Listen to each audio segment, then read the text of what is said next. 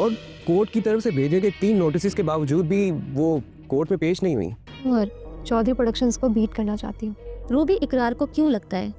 कि वो मैडम सरवत जैसी प्रोड्यूसर बन सकती है? क्योंकि चौधरी प्रोडक्शन की बहू की हैसियत से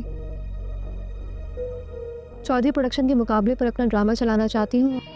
और आप जानती हैं कि अब क्या हो सकता है? मैडम ने मिस राबिया पे अपने ड्रामे का स्क्रिप्ट रोकने के खिलाफ 3.5 करोड़ के डैमेजेस क्लेम का केस किया था। ड्रामा सीरियल कैसा मेरा नसीब में राबिया फवाद से यही कहती है कि उसे रुखसार के पास जाना होगा और रुखसार को ये बताना होगा किस तरीके से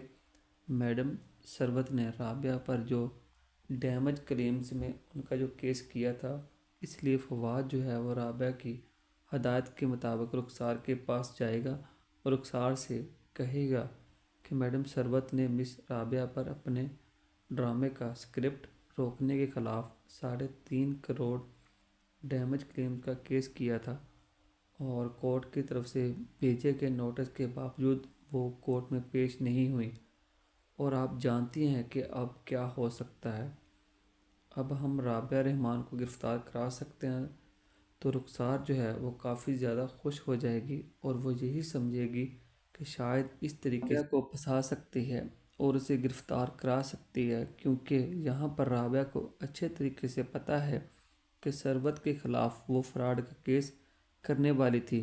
सरवत चौधरी जब कोर्ट की तरफ से नोटिस भेजती है तो वो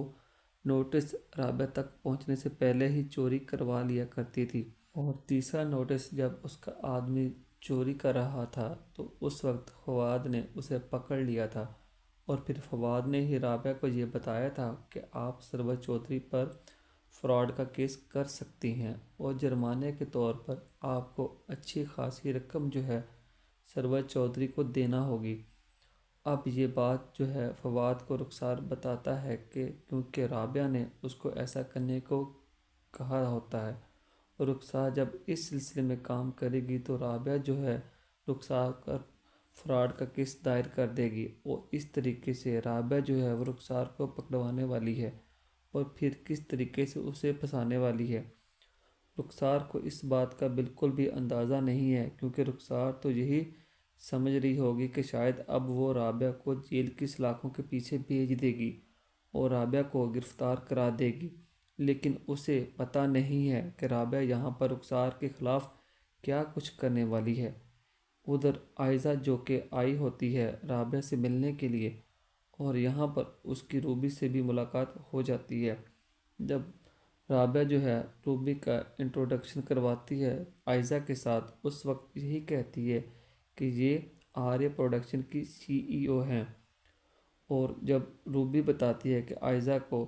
कि वो भी अपना ड्रामा जो है बनाना चाहती है और चौधरी प्रोडक्शन के मुकाबले में वो ये ड्रामा तैयार करना चाहती है, तो यहाँ पर आयज़ा जो है वो रूबी से पूछती है कि इकरार को क्यों लगता है कि वो मैडम सरवत जैसी प्रोड्यूसर बन सकती है। तो यहाँ पर रूबी जो है वो आयज़ा को यही कहती है कि चूँकि चौधरी प्रोडक्शन की हैसियत से चौधरी प्रोडक्शन के मुकाबले में मैं अपना ड्रामा चलाना चाहती हूँ और चौधरी प्रोडक्शन को बीट करना चाहती हूँ, क्योंकि चौधरी प्रोडक्शन में जो सीईओ होती हैं वो तो रुखसार होती है।